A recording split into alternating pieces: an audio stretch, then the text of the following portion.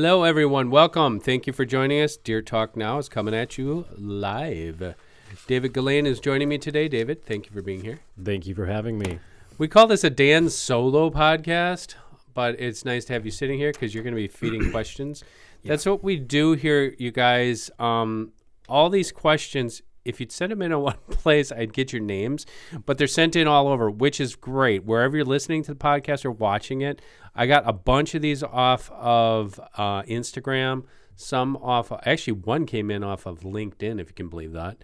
LinkedIn is pretty heavily used these days, I think. Twitter, X, YouTube, lots of YouTube comments. So just keep asking the questions wherever you're listening to the podcast or watching the podcast. And we do one of these, once a month?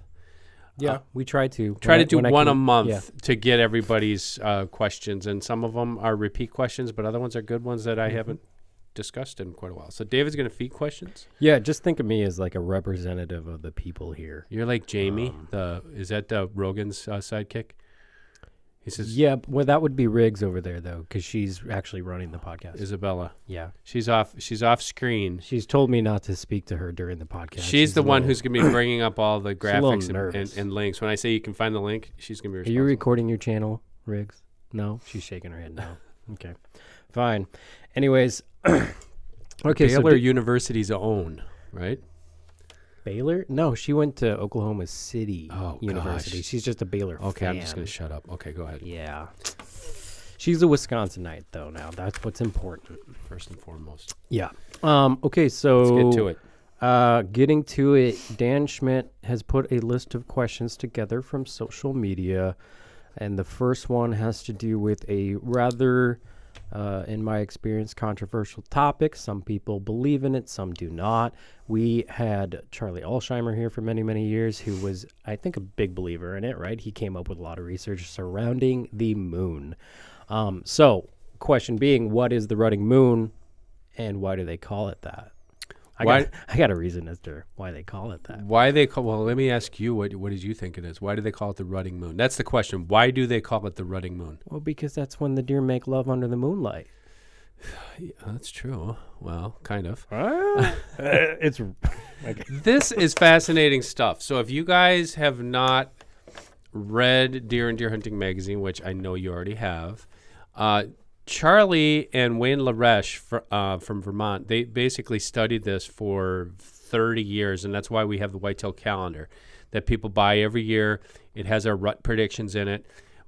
I have to back my way into answering this question because you're going to see a lot of pointy heads, academic types, that say there's no proof that the moon affects rut behavior.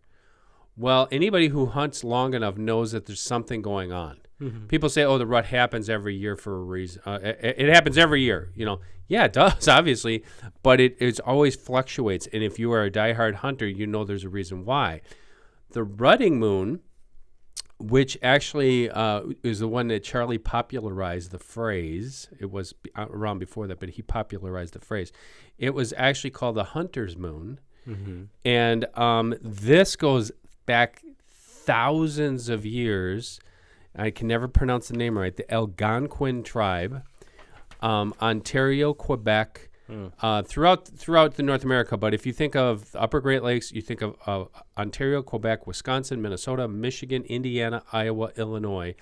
Those tribal people, the original Americans, they called it the hunter's moon. They might have called it something else. I always, like as a kid, I'm a 90s kid, and so I would watch movies like Casper and stuff when I was a kid, and I remember a song in Casper the ghost sing is like under the harvest moon. Woo! So I always heard it as the harvest moon. Harvest moon. Yeah. And so what it was, the thinking was, harvest moon was more modernized by American farmers. Like that was the moon that they used to harvest crops. That was what they harvest corn. So harvesting corn, not deer, because they had more daylight. The Algonquin.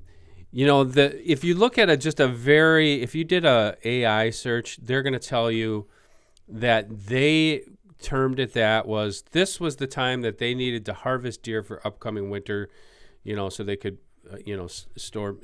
Yes and no. I mean, if you would actually dig into the history, it's way beyond that because, as you know, those guys were hunting deer whenever they could.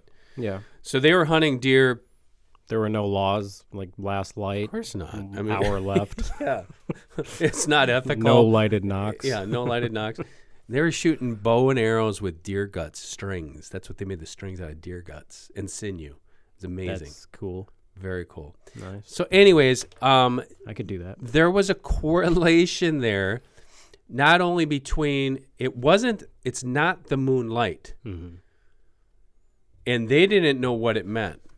The Algonquin, they didn't know what it meant.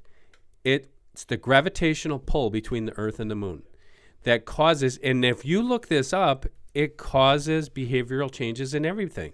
Humans. Mm-hmm. You know, some people say, oh, you know, the whole werewolf thing and all that. That where like humans get all crazy, start like, killing each other. Now, they can't say, well, there's a specific thing, but there's definitely, if you do something enough, you know that there's direct correlations. Mm-hmm. So why it came up was, number one, that was a popular time for them to hunt. But why would they hunt only that full moon? They hunted that full moon because guess what? The rut was going on, and deer were more active. And it wasn't just because of that moon. And then when Charlie dug into it, and Wayne, they found a correlation that what we do know with the rut, it's triggered by decreasing day length. And that is another chemical thing in the brain, the pineal gland of the deer's brain. Mm-hmm. Shortening day length means that clock is ticking for deer.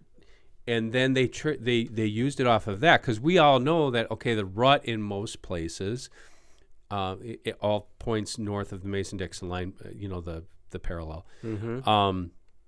is what? Around Halloween to November 10th is when you see most of the action. Yeah. But when Charlie started studying it, especially in those northern tier states, there's guys saying, you know, our rut, some years it is October 31st is when it really kind of kicks off, but other years it might be November 10th. So there's always like about a 10-day swing. So when they started looking at this, like I said, Charlie and Wayne have had thousands, rest Charlie soul, thousands of data points indicating that something was going on. So when they plotted that all in relation to whenever that hunter's moon, harvest moon fell, they found out a couple things. Number one, it's easy, you know, we make it sound complicated. It's not. Mm-hmm. It's the second full moon after the autumn equinox, which is, correct me, September 21st? Don't ask me. I should know this off the top of my head. The second full moon after that. But if that other full moon, let's say the first full moon falls really close to the autumn equinox or just a couple days before it, then you have problems. And that's when have you ever heard the term trickle rut? Yeah.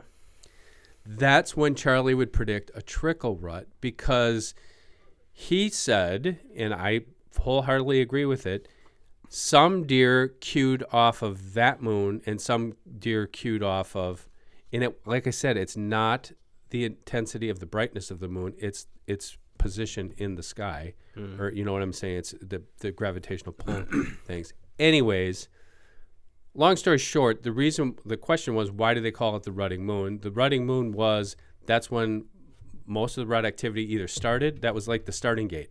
Yeah. Of the rut, and we all know it's about a 2-week period, but it can fluctuate 4 or 5 days before or 4 or 5 days after. Sometimes you see that rutting activity in states like ours, where gun season doesn't come in until right before Thanksgiving.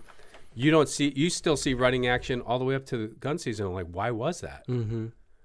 Well, there has to be some reason to it, and that was his theory. And I know there's thousands of you out there that agree. You've kept your notes, you're stump sitters, you've taken those notes over all these years, and you saw most rut activity this year compared. Now, let me flash forward and give everybody a heads up. 2026, we're just working on the 2026 calendar actually today as we're filming this. Next year's going to be a trickle rut, spoiler alert. And if you have kept all those notes, 2017, it repeats itself every X amount of years. 2017 was the last year. This is 2026. 2017 is going to be very similar to 2026. So is it always like a 9-year period, or does it kind of? It can vary, and that's an easy way you can look at it too. Is you look at you just got to find out when that second full moon after the autumn equinox lands, and then you can correlate it. Like to jump ahead, 2026, that full moon is going to be November 4th. I'm sorry. November 5th, and then in 2017 it was November 4th, so it's within one day. Okay. So if you've kept notes and you're planning ahead for next year, 26 is going to be a lot like 17. So is it fair to say, based off of Charlie and Lenny? No, Wayne LaRouche. Wayne was the director of Fish and Game. Mixed Vermont. up with Lenny LaRue. Is it fair to say then that there is actually some proven solid science behind the fact that the moon does have an effect on whitetail? No, there's no proven. And that's what, like I said, there's a lot of guys. So it's still theoretical what Yes. Charlie and yes, he did. completely So- theoretical. Okay. Yeah. All right. And there's guys in the scientific realm who want no part of that. They think that, well, I can't prove this with science. Well, like I said, we stand on a lot of science here at Deer and Deer Hunting. We always have. But at the end of the day, we stand with people who have boots on the ground. Yeah. And when you have legions of hunters telling you, like people would say, well, the same every year. It's Halloween. We'll just say October 31st to, November 7th is when it's going to happen. And I was like, no, it didn't. Yeah. No, it didn't. It was actually a week earlier. It was a week later. They kept track. I was out there. I was hunting. I kept track of what I've been seeing over all these years. You can't tell me that it's going to fit in this nice little 7-day window every single year. There's got to be something to it. And that's when Charlie, and he stuck his neck out there, as you know. He took a lot of flack from people but they didn't understand. We still take a lot of flack just for We do publishing too. it. Yeah. Right. So. And they say, well, it has nothing to do with the moon phase. We're not talking. You have to really read into it.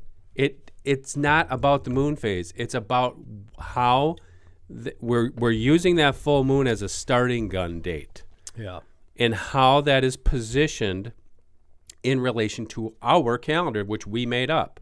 Like the Algonquin, they might have had like sun calendars or something, but they didn't say, well, it's going to be November 5th this year.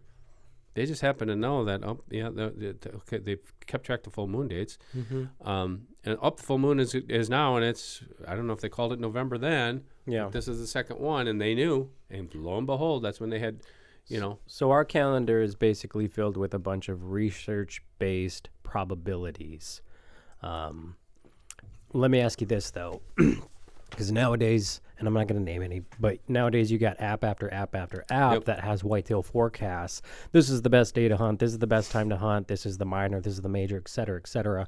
How different is the science that they utilize compared to what our calendar is showing you? It's similar. Because do they have access to the data that Charlie? Oh yeah, Charlie never made that. Basically, like I said, you just have to look up when the full moon date falls. Okay. I don't want to rip on anybody. There's some people that try to make it more complicated than it is. And like I said, you can do this. You don't have to buy our calendar. We just put out a pretty calendar. That's what it is. It's a pretty calendar and we put the stuff on there. But basically, it is. You got to know when the autumn equinox is. Please, somebody tell me. It's September 21st, right? It's the first day of fall every year. I want me to do my new thing where I ask ChatGPT absolutely everything. I'm very embarrassed because you put me on the spot here. I'm sitting here in a podcast booth. What is the autumn equinox? It's It's the first day of fall. I mean, when? When? It's September 21st, 23rd. I know I'm right. I spelled it totally wrong. Bear with us, folks. Nox. How do you spell equinox? I'm a TV producer. I am not a EQI. editor. You're gonna have to edit this. No, I'm not.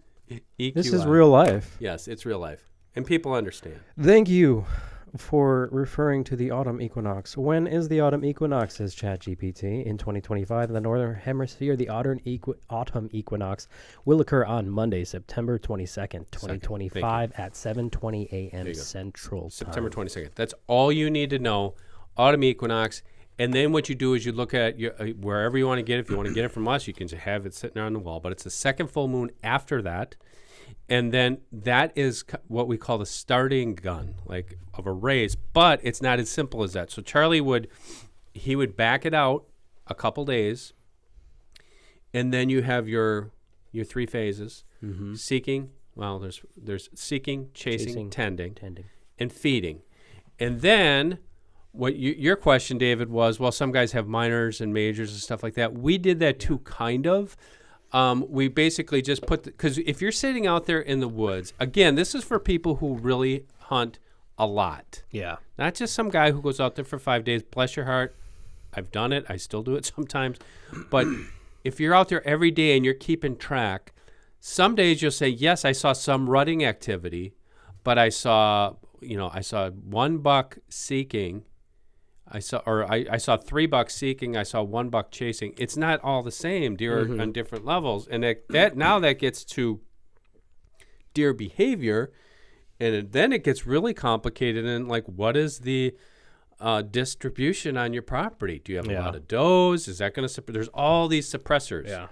Do you have a lot of traffic? Are you hunting public land? Do you not have any food? All things being equal, if it's a perfect across the board landscape, you take that second full moon, you back it out a few days, and then that is your major activity, which we start with seeking, which gives way to chasing, which gives way to tending.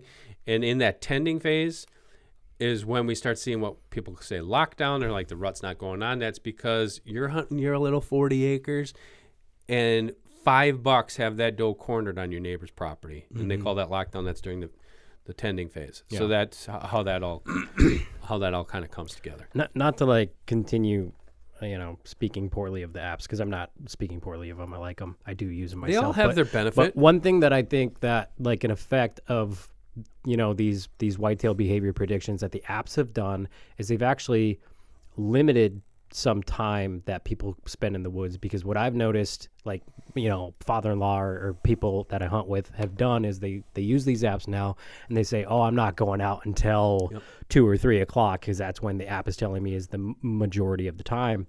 Whereas what I think our calendar does is, look, peak activity is from this day to this day, be out there, period. Be out there.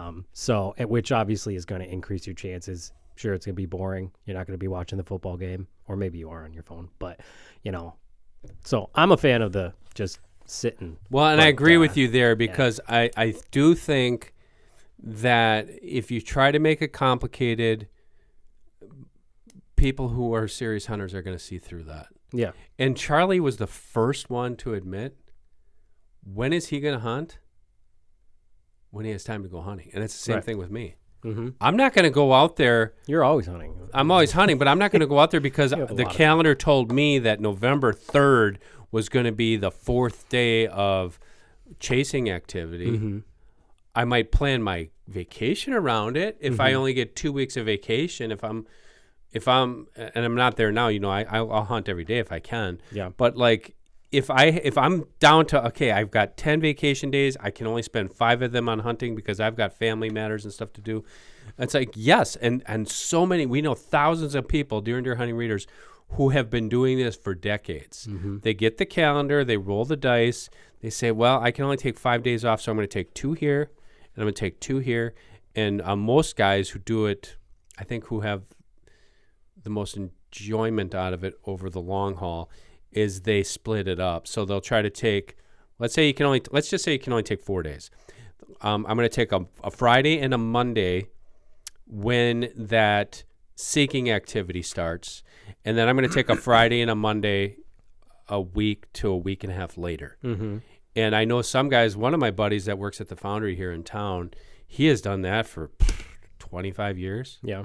And he punches his tag every year. And he comes in, he goes, man, that was 100% right. And I said, well, thank you, but you really put those cards in your favor, because instead of just throwing all the dice on 2 or 3 or 5 days, you split it up. But some weeks, like I said, some years it's been those 2 days were October 26th and 27th. And some days that first 2 days was November 2nd and November 3rd. That makes a difference. Yeah. A week. So, All right. So to cap this whole topic, my last question to you is, calendar aside, Yep. out of mind, Dan Schmidt's personal opinion yep, on the contested topic, does the moon have an effect on whitetail absolutely. behavior? Gravitational pull. I mean, I've been in this chair for 30 years, and that's not just me saying because I saw this out in the woods. It's me hearing from literally thousands of people who have followed this over the years. If there was nothing to it, people say, well, it's psychosomatic. You saw a deer rutting on October 31st. Therefore, no. All things being equal, I think there's something to it. And Charlie, like I said, he was the most honest person I've ever met. If he truly thought that there was something that was right, Steve Bartella. yeah, you know, He's always honest with you. brutally honest with you. Okay, I sorry. love you, Steve. Inside joke. Anyways, you're asking my opinion. I agree, and because I think there's something to gravitational pull, and the reason it goes beyond deer. I just wrote this down. Let me talk. Yeah. Say this quickly. There's a long-standing but largely unsubstantiated belief that the full moon influences human behavior, and they talk about cognitive function. Yeah. They talk about decision making. They talk about behavior, and that's something that you talked about. Mm-hmm. People go crazy on full There's moons. something definitely there, and it has nothing to do with because there's more light in the sky. I think the Charlie Manson murders were on a full moon. It's the gravitational Just pull, putting and it I out there. think there's something to it. And what people need to understand, let's put deer hunting aside. Oh. Study gravitational pull. It's a mutual thing. It's the Earth pulling the moon, and it's the moon pulling the Earth. And there's all sorts of things out there between birds and humans, and we talk about deer. I think there's something to it. But Makes sense to again, me. we don't. There's not 100% saying yes, this is scientifically proven Yeah. that it affects the rock. But I know people they set their clocks by it, and I think there's enough said. All right. Moving on to the next topic: public land bow hunting. I think you probably get this question quite a bit, but never hurts to keep going back to it. So somebody, because you didn't write down who or where from. I can't remember this one was from Facebook, I believe. Okay. And I'm sorry, whoever asked me this question, he asked me questions all the time, and I cannot remember his first name. Well, hopefully he's listening. Yeah, he came in on the Deer and Deer Hunting Facebook page, which Sarah monitors that inbox for us. But he asked a couple questions, and I'm pretty sure this was one of them. Oh, okay.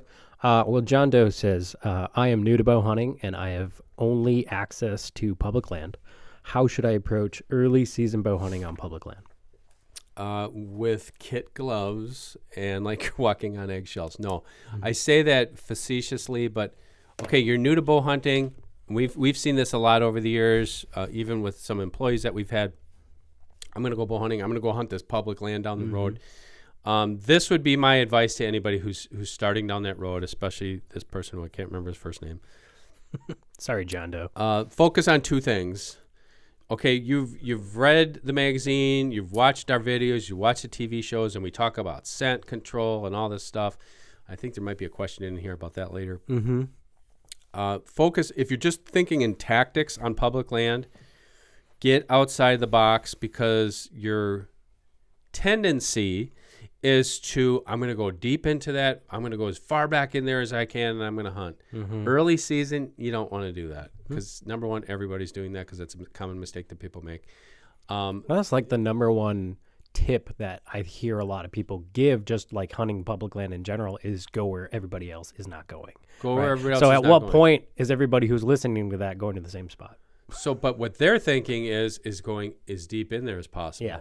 What I say is, okay, number one, obviously deer are ruled by their stomach. Food. So if you have acorns, cue on that. Everybody's going to be queuing on that. Yeah. So that's a great tip. But at the same time, you've got even 2-3 other guys doing the same thing. It's not such a great tip. But that's where you're going to see deer. And if you can play the outsmarting the other hunters part of it, it's like, okay, we're all hunting the acorn flats, but these guys are hunting on the weekends. I'm going to hunt on a Wednesday. That's something that I used to do. I always would take back when I worked in newspapers, we'd get what they call comp time, which is a foreign concept to you younger Comp generation. time? Comp time was once you hit 50 hours, you got, let's say I work 60 hours, I'd get 10 hours that I could use the next week to take off. So what I did was I would take off middle of the week. I give the video team comp time when they're on long trips. They get a day off when they're back. Well, did they use it in the middle of the week to go hunting? No. Okay. That's what I did. Tuesday, Wednesdays were always my times that I took off. Okay. Would not take it on a Friday. Mondays sometimes. So that's a good tip for hunting public land, middle of the week. A lot of guys are picking up on that because we keep talking about it. But comp time doesn't exist anymore. So really it's like you got to have the right job. Or if you can take PTO. I mean, if you can take 4 hours, you don't have to take all day. I mean, if your job is flexible enough that you can take 4 hours off. I recommend hunting mornings in the middle of the week. Unless you got a spot that gets very little pressure, then I would hunt afternoons, middle of the week. If you're hunting mornings on public land, how early are you getting in there? Oh, man, that's a great question. What I did, and I got this from Johnny Eberhart, who wrote this probably in the early 90s in deer and deer hunting, a minimum of 90 minutes early. Okay. Before sunset, and sunrise. Why would you do that? The reason I did that, bear with me, is, okay, you're going to the spot on public land. Let's say you're going to walk. Most people would walk in, a half an hour early? Some walk in broad daylight. Broad daylight or right at first light. Yeah. If I bust a deer in that time, and I mean if I spook a deer on my way to my stand, in my opinion, there's about a 0% chance I'll get it to see that deer again that day. If I get in an hour and a half early and I'm going slow and meticulous and I bump that deer, there is a chance, not a very high chance, but there is a chance I could catch that deer if he's coming back through that area to get to a bedding area. There's a chance that I'll see him again, and I have killed deer that way. And that chance normally, let's say, I don't know what time sunrise is in September, but let's pretend it's like 6 o'clock. And let's say I get in there at 4:30.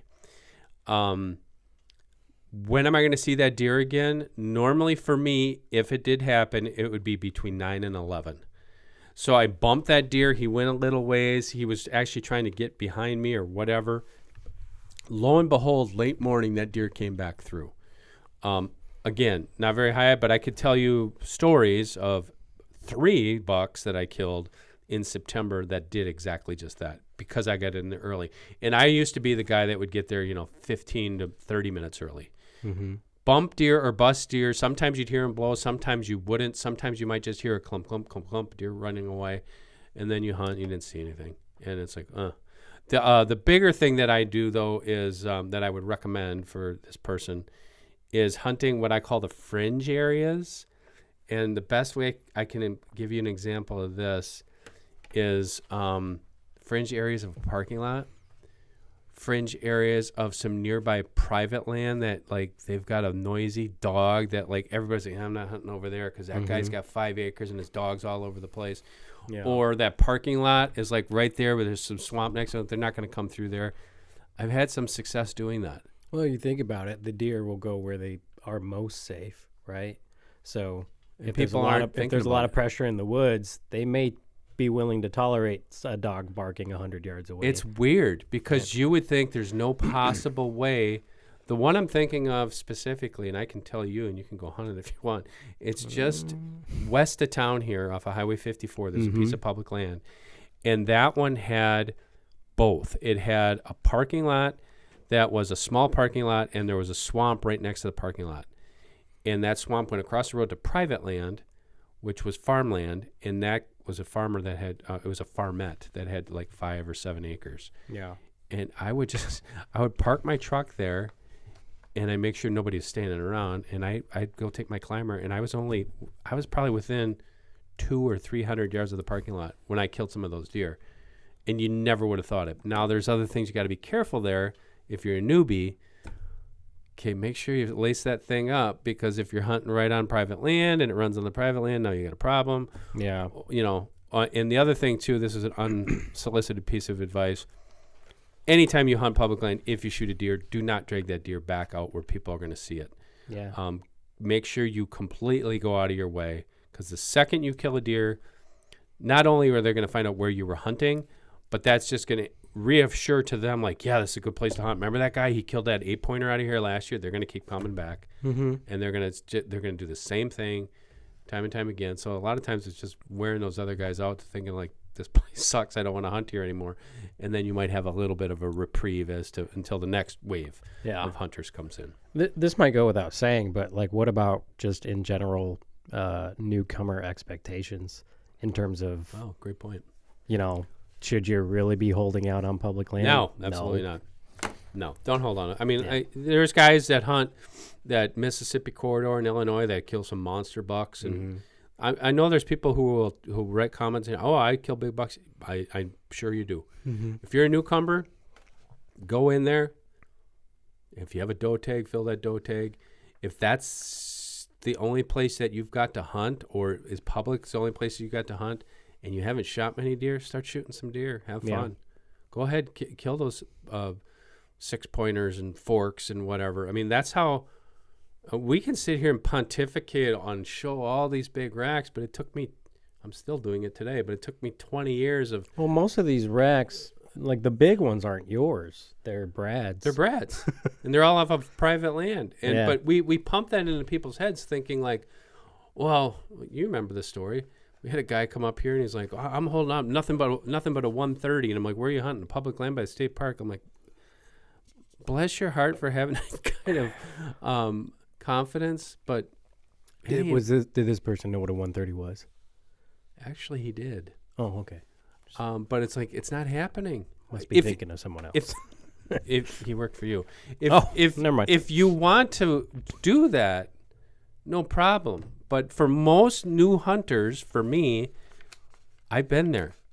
I see the apple-cheeked enthusiasm, and I just want people to experience. If that's what you want to do, like I said, I'm not sitting here looking down at you, but I want to reassure somebody, give them the confidence, saying that's okay. Yeah, that is okay to do that, because once you start doing that, you really become a good hunter, because you really start understanding deer behavior, how to outsmart them, and then if you want to up your game and hunt bigger bucks, by then you're going to graduate and wind up getting a lease or getting access to private land, and then you're like, wow, this is pretty awesome. It's a lot easier than it is hunting public land. Deer Talk Now is brought to you by Traditions. As you probably know, 2 years ago they came out with the Nitro Fire in collaboration with Federal Premium and Hodgdon. The Fire Stick, they shoot through those guns. This has really changed muzzleloading and has made it more safer, more accurate. Check them out today at traditionsfirearms.com.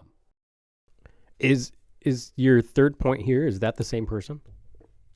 Yes. All right. So to follow up. Same cheat sheet. I just looked at it. Yeah. Well, I don't know if we touched on this a little bit, but combating access issues on public land. So you got here an example of a spot where the only way in causes you to essentially walk through your hunting area. How do you handle that? Okay, yeah, this is actually a really good question. So he says, how do you combat access issues, for example, public land where it's almost all walk-in? So that is difficult. The ways that I have combated it over the years is, number one, I didn't really figure it out until I really understood scent. But if you have to walk through an area that you're actually going to be hunting, I don't make a beeline straight to where I want to go. So if the tree stand I want is there, I used to do this a lot. I'm way out of my way. I would maybe, if it's on the, let's say that piece of public land is square, if it meant me going 90 degrees out of the parking lot, hugging that property line, and then making a circle. But what I needed to understand was, number one, predominant wind direction. So my scent, I'm basically not ruining everything. And number two, where are the deer probably coming from? You're not going to know, but you can come up with a pretty good guess. So if all the deer are coming from the southwest, that's not going to be my access strategy. My strategy is going to be to the southeast. The other thing too, and you've seen this with me in the woods, is if I'm making that sideways travel to get to where my hunting area is, I purposely step over the top of deer trails, never step on them. Because and that's like if you're actually having to access through your hunting area.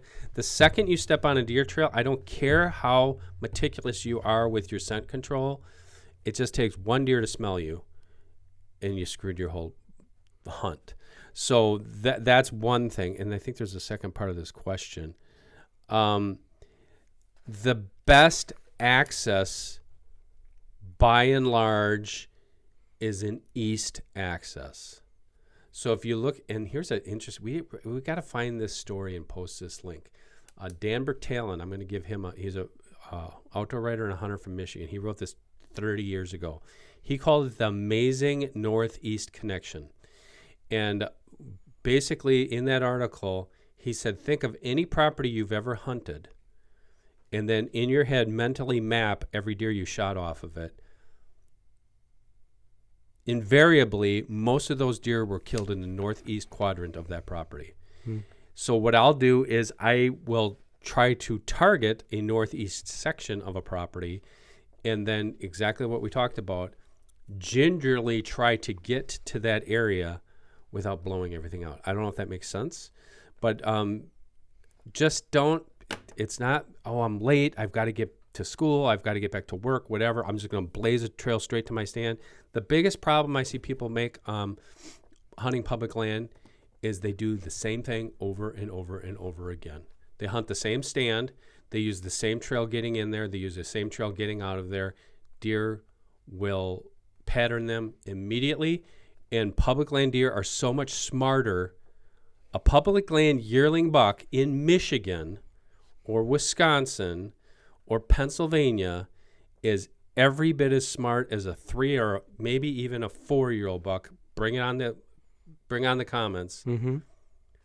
As a deer in Iowa, because those deer immediately from the second they're dropped are trying to be killed, and they're really smart. So that would be my answer would be a very meticulous approach and not a straight to and from entry exit. All right, I'm going to put you on the spot a little bit because the wheels are turning in my head in terms of public land right now. So you, just so the audience knows, you have like 10 acres, right? And they're not even 10.9. They're not even that great. No, they're not. You just kind of get deer as they pass through, and you got some neighbor issues going on. But aside from that, we do have a company lease, which is 100 acres. So those are basically the 2 properties available to you here in the state of Wisconsin. Just give me a little history. I know you used to hunt public land. How long ago was that? The last time I hunted it from 1983 until about 2010. I would say it was about a 25-year period. Those first 20 years was almost exclusive. Yeah. And then the last 10, I moved here, and then I can tell you, out of the 30 years I've lived here, I bet you I've hunted 50 different properties. Okay. Small private parcels. So now, hypothetically, 2025, 2026, Dan Schmidt decides he's going to go public land hunting again, not because he has to, but because he misses it. He wants to challenge himself again. What does your strategy look like? My strategy would be twofold. Number one, if I just wanted to kill deer and put meat in the freezer, That's always your goal. Which is always my goal, would be all these little small pieces that everybody just says, oh, that gets hammered. There's too many hunters on it. Are you using a climber? I would use a climber. Okay. I would use a climber, and at my age, I wouldn't be. If I was your age, if I was 15 or years or more younger, I would seriously consider. You can't use tree steps here in Wisconsin, but you can use the strap-ons, but no. Yeah. Those quick ladders, I'd use one of those with a very small portable hang-on. But I would use a climber, and I would hunt the small. If I just want to kill some does, even a small buck, if I want to burn my tag on that, which I have no problem doing. Yeah. I would use a climber, and most of my effort would be focused from the start of bow season, which is second week of September, until about the second week of October. That's what I would do that way. If I wanted to hunt a buck and I wanted to shoot a nice buck, I would go a little bit farther north, and I would hunt the bigger pieces of either state, national, or even some paper company land. That would be my approach. All right, so now where I'm going with this, because I produce DDH TV. Yep, he's the guy. Return to public land hunting episode.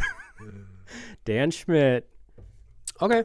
Yeah, I could do that. And the goal is to kill anything. It's not, the goal is to kill a deer. It's a deer.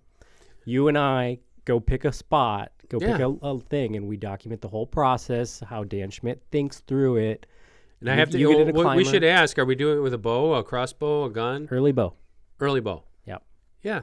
Yeah, I can totally do that. And I'm going up, I'll bring my saddle and I'll film from a different tree. See, that's a nice thing about having a saddle. Like back in the day, there's no way I'd let somebody come film me, because it's like, it's hard enough to see a deer. Even today, it's hard enough to see a deer. And then when you see one, like you totally want to shoot it. Mm-hmm. And so much can go wrong. Yep. Like I said, if you guys haven't watched John Eberhard's videos, one of his first bow hunting pressured whitetails videos, the intro is a yearling 6-point buck in Michigan that picks him out of a tree at 75 yards. Yeah. And John is like a freak when it comes to scent control. Mm-hmm. And that deer turns inside out. And that's the worst thing as a public land hunter. It's like I went through all this freaking work and that thing smelled me and it's gone. But okay, I like your idea. Whether or not we go through with that or not, I'm gonna push it now, because I just think that would be one. It would be a really cool episode. Yeah. In general. Two, I refrain from saying you got to put your money where your mouth is, because you've obviously done it many years. Many times. But how many of these guys on podcasts are talking, giving this advice? All right, I'll do it. I'm thinking of take you up on a challenge. We'll do it. All right, there we go. We'll do it. I'm going to probably take my 10-point, though. That's fine. I'll take my 10-point. I want to make sure that if the deer comes within 40 yards, it's dead. It's not getting a free pass. We are not cutting this out of the podcast, Riggs. This is going in. All right, moving on to the next subject. Scent control program. You talked about Eberhard. He is a scent control freak. Whoever wrote this comment says I use. I think this was Mark. Mark. Zach. I'm pretty sure. Okay. Mark, correct me if I'm wrong. Fan? But like just a follower? He's a fan. He's a deer and deer hunting fan. I think he sent this, but he sends us questions all the time. I think this was from him. All right. Well, in case this is Mark says, I use Scent Killer soap, shampoo, laundry detergent. I wash my clothes in Scent Killer Gold. Store my clothes in scent-free bag. I don't buy my clothes until I don't put on my clothes. I don't put on my clothes until I get to my hunting area away from my car, and I walk as to not get car scent on them. Spray down before and after I arrive at my stand, and I have been winded twice in 2 different hunts. I just do not understand. And that's that could be my entire life. In a nutshell, that's your biography right there. Hunting public land. Oh, yeah. That could be my entire. Let's just say almost. It was over 20 years of hunting public land. The synopsis of those 20 years. We did right it there. all. Joe and I, we were sitting there getting dressed when it was cold, standing on a little thing outside the car, and we had washed all our clothing. The problem there. Okay, so you think you've taken every possible measure, and I'm not going to sit there and insult a guy's intelligence by saying, "Well, did you check the wind direction?" Yeah. Chances are he did. Chances are if you didn't, that would be the obvious one. If you didn't and you kind of went hunting on a tweener wind, and that would be like, I really shouldn't be hunting if the wind is out of the east at all, but it was out of the northeast a little bit and I hunted anyways, well, then I would say that's how you got yourself. The biggest one, I would say the problem that most people don't understand is the effect of humidity. And when that humidity is... I'm going to say, this is just me just off the cuff. If that humidity is 55% or higher, which you get a lot of in early fall, 70% humidity, you can put yourself in a capsule and you're still going to get smelled by deer, because it just takes one molecule. So how do you you say, well, I want to go hunting. It's going to be 70% humidity for the next 2 weeks. The biggest thing, and I learned this from those Southern guys when I hunted down. It was Ray McIntyre down at Portland Landing in Alabama. Mm-hmm. I can't do it to this day, but those guys hunted very high in a tree. So the only way that doesn't Eberhard like being like 30 feet up? yes, and when people That's say, crazy. "Oh, I hunt 30 feet," let's get a tape measure and measure. That is really freaking high. Well, not only that, like think about like how you have to practice for that Yes. shot angle, right? Like So you have to. That's the biggest thing that David said. You better be prepared to take to make that shot first yeah. before you start climbing up there. I mean, at 30 feet, you're talking much more than your average 30-degree angle or whatnot. Like Yeah. you're approaching 45, 50 degrees, Now all the preface, depending on where the deer is. all the prefacing is, never ever climb that high if you're not comfortable with it. Make sure you're wearing a safety harness. Make sure you're wearing repelling rope. I got to throw that all in there. But the higher you get up in a tree, if we're just getting down to the brass tacks, the higher you get up in the tree, the less that scent cone is going to affect you as far as humidity goes. It's going to, it's scent in general is going to be. Ray smoked cigarettes. Mm-hmm. He owned Warren and Sweat tree stands. You don't even know what that is. They were big. We called them Worry and Sweat, because they were heavy climbing stands. He would climb 40, there was those yellow pines, 40, 50 feet high up in a tree, and deer would never smell them. Yeah. So to answer this question, if you've done all the scent control, number one, the obvious one, wind direction, but I think your problem is humidity, and the only way to get around that, ozone generators, they help. They help a lot. They really do. I totally believe in ozone generators. I believe in anything that you can use. I believe in scent lock, activated carbon. I believe in the scent killer products. I use it all for my boots.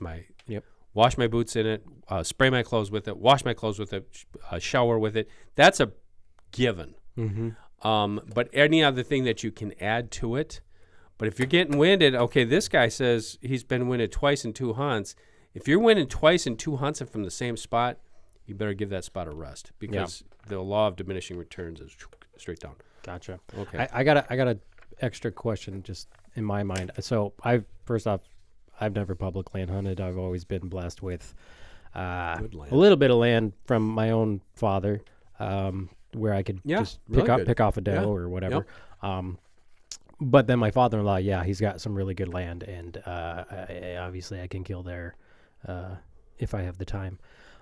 But public land hunting, if you're using a climber, now most states, all states, maybe you can't saw branches, you can't do this, you can't do that. Is there like this is literally just me asking, if you're using a climber, is there certain trees that you're looking for to be able to do that? Because you can't go around branches, right?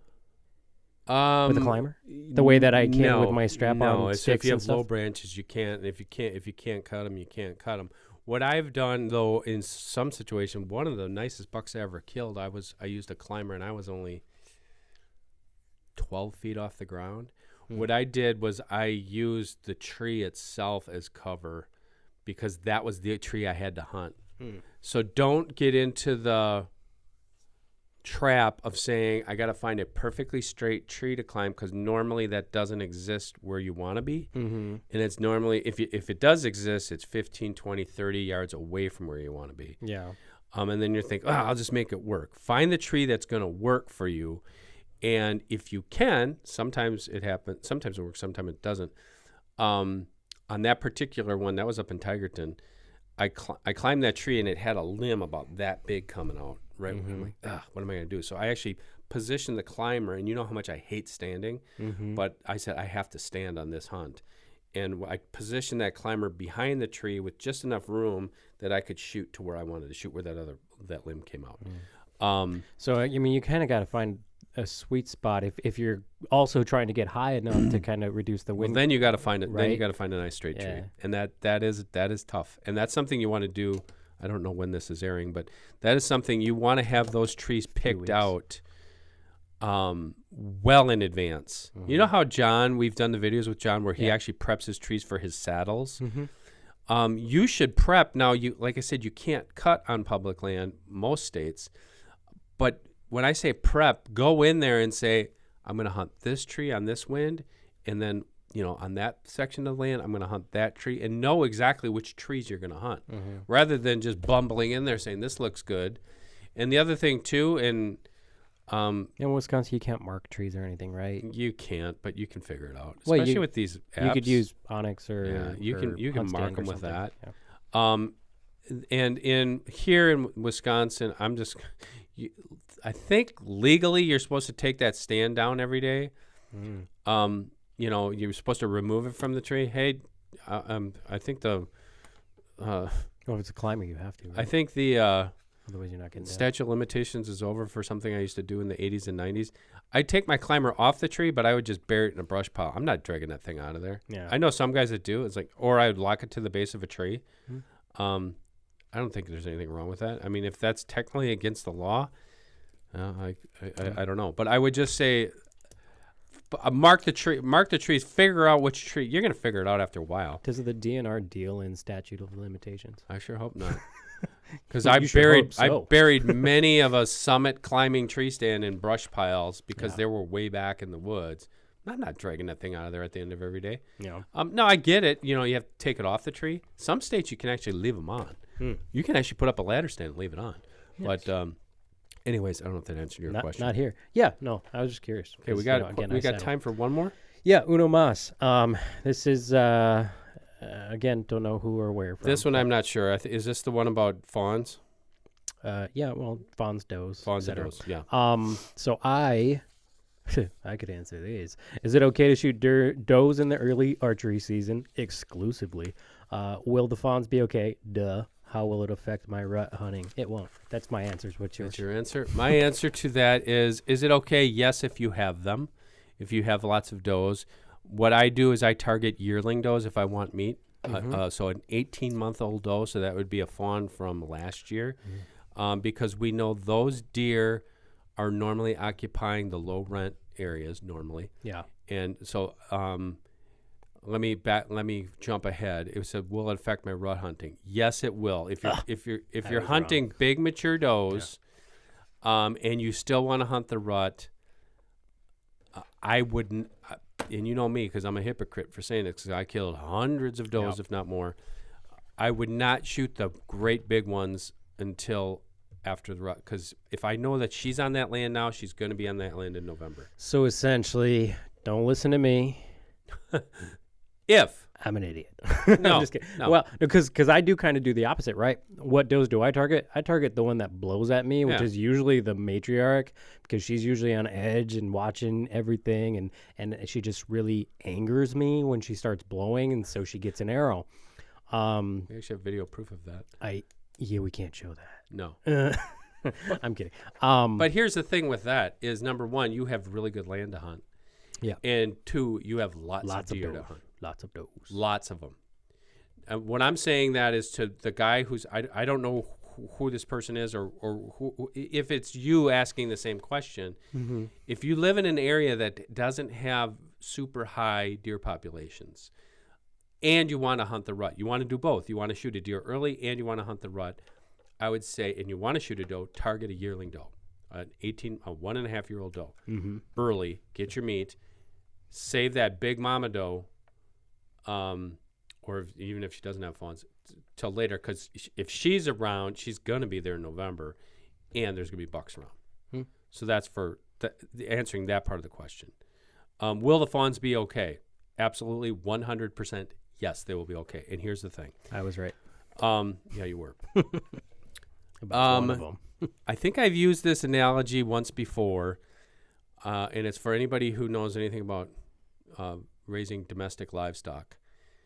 For the most part, I raise rabbits. I raise chickens. I haven't raised pigs or cows. Well, cows wouldn't fall in this. Pigs. I got a couple goats for my kid. I want some. Duke and Daisy. They're cool. But for the most part, to bring those animals up to market Yeah. is about 10 weeks. So keep that in your head when you're thinking about this. It's the same thing with the deer. For the most part, across the country, again, there's a lot of earlier fawns. There's a lot of later fawns. For the most part, let's just say June 1st is the average fawning date. 10 weeks from June 1st, a fawn is a full functioning ruminant. Means it's functionally weaned. Does that mean You're not going to see that fawn suckling from the doe. No, you'll see that fawn suckling from a doe if it's still with its mother in November. But by August 10th, that fawn is a full functioning ruminant. It does not need its mother. And that's why we have our bow seasons the way we have them. Most states set that archery season a month after most fawns are weaned. So Wisconsin, September 17th. Wyoming cuts it close, September 1st. Illinois is October 1st. There's, I think, Michigan. What are you guys? October 1st, something like that. Well beyond. Now, there's something to be said about, well, the fawn still relies on its mother for safety, blah, blah, blah, blah, blah. Yeah, that's true. Well, they still stick with them, right? Which gives the perception of they need their mother. And there's strength in numbers, you know. Yeah. But will the fawns be okay? Absolutely, yes, to answer that question.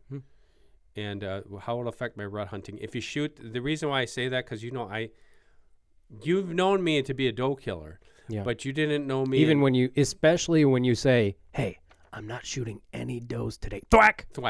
Within 5 minutes. Doe dead. But you didn't know me in 1996 when they opened the floodgates. No, I was 7. And I was thanks. And I was shooting 12, 15 does a year. I was shooting every doe because it was fun, especially during archery season. But oh my gosh, did the rut hunting suck? Yeah. Because it would be like, I was shooting those big 120, some 130 pound dressed, square blocked ones, that square headed deer that Brad had in his property. By the time you got to the rut still happened, but it wasn't like we'd go to Illinois on a hunt and those guys wouldn't kill any does until gun season. Yeah. Whew, that's fun. When you've got one big doe come into heat, and then you've got, like, it's just like a parade of bucks chasing her. So that's what I'm going to say. If you don't care, if it doesn't bother you, shoot them till your ears bleed. But what about during specifically in Wisconsin, the antlerless doe season? Like, how many? Again, does it just depend on your property, or how many does is Dan Schmidt taking out during that week? It depends on property, 100%. It depends upon what you have, how much land you have to hunt, what your neighbors are doing. But what about in terms of, like, it affecting, you know, other whitetail behavior or late rutting or anything like that? If you hammer them, it's going to affect everything. If you hammer them, if you really put it down to them, it's, for most people I know. Again, there's a lot of guys watching this podcast. It doesn't affect me. No, it doesn't, because you've got a different situation going on. Yeah. In a situation where you have 14,000 hunters in this county where we live. Yeah. Doe tags like candy, just give them away. They did reduce them last year. But the one thing, and I tried to get one of these guys, it was one of the biologists we had on, and I actually brought this up to another very esteemed biologist. He thinks I'm onto something. I think there's certain areas of the country where we have had such intense doe hunting emphasis that it has reduced that age structure to a point. You know how I've always preached about does live in maternally linked groups and blah, blah, blah, blah, blah. And it's like, now you have an area, because we see it here, where your oldest does are 2.5 or maybe 3.5-year-old does. You're not seeing any of those older age class does. Now it's chaos, because you have a lot of yearling does, and even those 2.5-year-old does that are still, the yearlings especially, they're trying to find their place in the pecking order. The 2-year-old's like, I'm in charge, you know? Yeah. And it's like my 2-year-old. And people around here, yes, it's a good example. Yeah. And the people around here saying, the rut, it didn't even happen. Yeah. Because it's such chaos. And those older age strikes, what John Ozoga has always referred to them as the matriarchs, and we're talking 4, 5, 6-year-old does, those prime age does, those are the ones that keep order of everything, not just the does on the landscape, but how the bucks are So, but like I said, that's 20 years of me observing this, that you can't just say, I have X amount of acres, it doesn't apply to me. You can't do that. You have to see how many deer you have on your property and what that age structure is. You're not going to know. You're going to know that either you can tell if it's a fawn or a yearling, and if it's older than a yearling, you're going to know. You're going to say that's a 2.5 or 3.5 or flip a coin. But once you have a lot of those really, what we call the cement block head does We call them the blue does. They got that really gray steel coat in November. If I'm rut hunting and I want to hunt bucks, I want to keep a good percentage of those around. Yeah. Until my rut hunting is over and we get to gun season, it's like, okay, we have a lot of does. Yeah, go hammer that big one. Doesn't matter. And a good way to gauge without doing like, asking the DNR or getting a census or whatever, however they figure out doe population. Good way to gauge just being you're sitting in your stand. How many do you see? Because how many you see and how many are you getting on camera? So just example, like 3-4 years ago when we in Wisconsin got 3 doe tags per archery and per gun. Good point. So 6 tags, right? Now I think we only get 2 each. But during antlerless gun season, which is my favorite season, I sat for 2 hours and I probably saw 15 does. And I ended up killing 4 that night in one sit, which I'll never do again because it was too much work. But like in that scenario, okay decision. In your specific situation, Yeah. I would have said not a good decision because here's why. In where David's hunting particularly is where the farmland meets the big woods, and it's mostly big woods. Mm-hmm. And it was in November, right? Or December. December. Antlerless gun. So what you had happen there was, it's a really good question that I could go on for an hour and really bore people. Mm-hmm. But by that point in the season, in December, late season, all those deer from your neighbors are starting to gravitate onto yours because I know you guys had really good food. Yeah. So that is a completely non-realistic snapshot of what is happening on your property, number one. What if throughout the whole season I saw that many? Then it'd be a different story. Well, because I did. Okay. Well, then it was a different I don't want to get myself in trouble. No. But the thing is you bring up a really good point about tags. Yeah. And I do this in my seminars, which I haven't done in years, but in a state like ours, and this is just about every state, you buy your license, you buy a bow tag, you get 3 tags. Mm-hmm. Let's just say you get 3 doe tags. If you get we 2, used to. whatever it is, let's just say you get 3. Mm-hmm. And then you buy a gun license, you get 3. And John, your father-in-law, buys up the same. He's got 6 tags, and Rick gets 6 tags. You have 18 tags. Mm-hmm. You can't not kill. I'm not saying you can't. You better not be killing 18 antlerless deer off of 100 acres. Right. Because remember, a healthy herd is 35 deer per square mile, all things being equal. Mm-hmm. So what I have found from people around here is, well, the DNR gave me all these tags. You can't do it. You have to understand how deer live on, especially for somebody who's hunting a small property, 10, 20, 40 acres. You've got 3 people hunting it, and now you've got 9 doe tags. Mm-hmm. If you want to find out what I always said, when people find out what 35 deer per square mile is, which we don't have, we have a lot more than that. Yeah. 35 is max healthy. Healthy would be more like 25 to 30. Mm-hmm. Think about that for a second. Where you hunt, 100 acres, multiply that area by 6, and there should only be 25 deer on all of that land. Mm. And now you just hammered 4 does out of there. Mm. It's going to suck. And that's what happened in a lot of parts of the country was people said, what the heck happened? There's no deer. Yeah. Because it's just like fishing. I shouldn't make that parallel, but if you pound that resource that hard, eventually you're going to find out like, ooh, I just did something here. Yeah. Like if I go into that bass pond and keeping all the bass, at some point you're not catching any fish. It's similar to deer hunting. That deer are much more prolific because now they're going to start coming in from other areas and you better have the food for them. But people who didn't have that, they're like, I'm never killing another doe again. I didn't see a single deer for a month. Yeah. But to answer your question, man, I don't know. I thought I knew that property better, but if you have that many deer, I think we got a lot. I would space it out, especially if you have other people hunting it. I'm just speaking from experience because I've hunted properties where we did that. We hammered it. We were good little servants for the DNR, and it's like we're not seeing anything. Or we became, that place west of here, we became the haven of buck fawns and yearling does, and that was pretty much it. We didn't see anything else. So how far do you have to go from one property to another for it to kind of be okay? For instance, like John, my father-in-law, so he has that one property, behind the house, but then he's got another 80 acres 5 miles away. Right.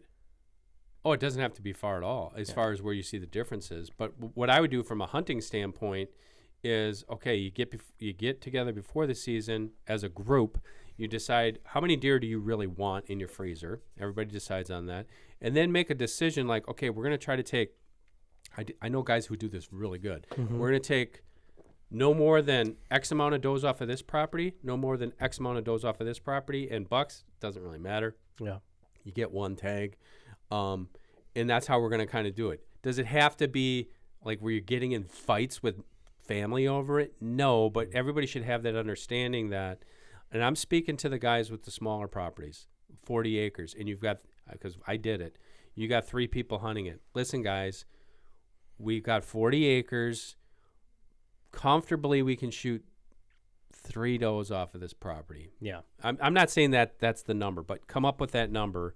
Yeah, but I've got 6 tags. Yeah, find another place to do that. You know, that's easier said than done, but you can't take 6, and I can't take 6, and she can't take 6 off the same property before you're like, Yeah. there's nothing here.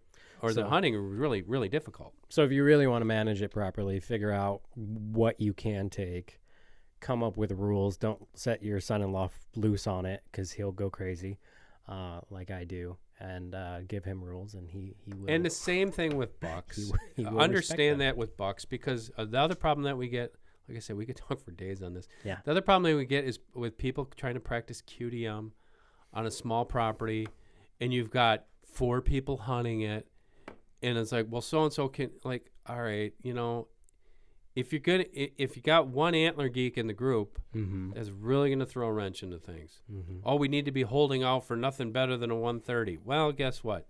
You know, one person's going to be happy every 3 years. Yeah. You know, so you got to play that side to it. But I would just say, get a really good handle on what you have around. Don't base it off of late season. If you got that many deer in September and October, okay, then that's a different story. But if you're basing it off of late season, well, December we had 100 deer out there. Yeah, because you only food in the area, and you're drawing them. You know, we say those maternally linked circles. They're out on the cedar swamp, and hey, guess what? Those guys have 40 acres of brassicas. Yeah. Now that just artificially inflated your deer herd. And the DNR hates it when I say this, because they're looking at a macro. We want deer killed.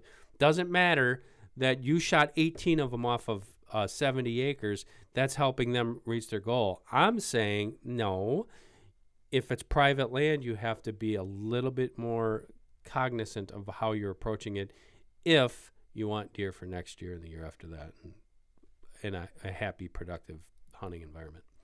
Fair. All right. Well, that's all I got. I'm Perfect. excited for filming you public land hunting this upcoming season. It's going to be a Look forward great show. to that. And yeah, hopefully that answered all the questions for the random people who we don't know. Okay, thanks, guys. Everybody, please ask questions. We'll do this again. This one ran long. We'll bring these at you as long as you guys bring questions, and I'm going to remember to write everybody's names down so everybody gets a nice shout out for it. For David Gillane, I am Dan Schmidt and Isabella Riggs. We thank you for joining us. All we ask you to do is like and subscribe to Deer Talk Now. Comes at you every Thursday here from Deer and Deer Hunting. The Deer Talk Now podcast is brought to you by Mossberg, Wildlife Research Center, Traditions Firearms, Outdoor Edge Knives, Hoyt Archery, and 10 Point Crossbows.